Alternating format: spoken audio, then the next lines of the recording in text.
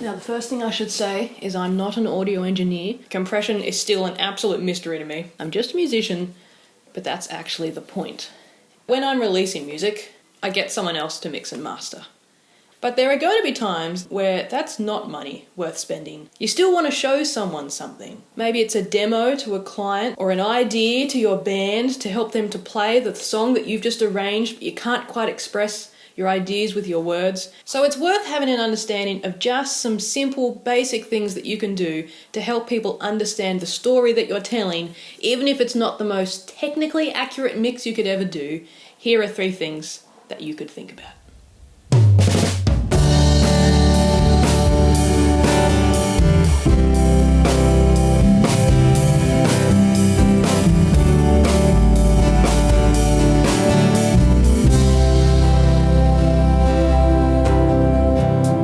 First up, are there lyrics involved? Maybe there's not. Maybe you're doing a MIDI orchestral arrangement for a film score and you just want to give the director something to edit with.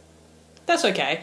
Maybe think about the melody in this case. Is there an important violin line or French horn solo that needs to come through in bar 34? I don't know. There are going to be equivalents to the lyrics, but I'm just going to think about lyrics to explain this concept, and that is, can people tell what is supposed to be going on?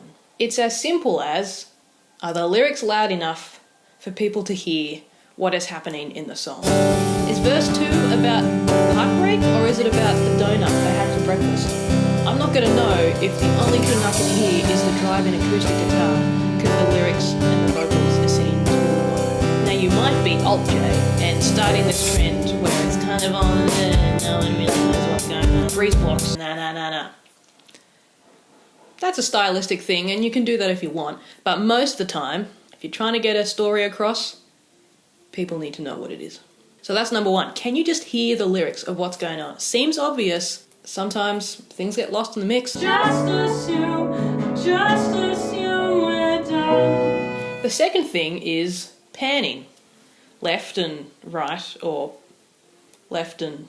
hang on. Things like, do I want the listener to be in the band or in the audience? Now, the best way to think about this is a drum kit, and it sounds really backwards to me if I'm listening to a song recording and I'm seeing the drums from the other side around and I kind of feel excluded from the song. I would rather be in the song and feel like I'm in the drummer's seat, so when they're... should I turn around? You probably can't hear me now. So when they're playing the ride cymbal, I want to hear it where the ride cymbal would be. And if they're playing the crash cymbal, I want to hear it where the crash cymbal would be. I want to hear the thwack of the snare right in front of me. And I want the hi-hats over there to the left.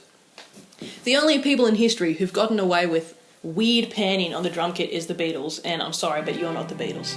So think about, is my listener in the orchestra for my MIDI score mock-up that I'm doing? Or do you want them in the front row of the audience?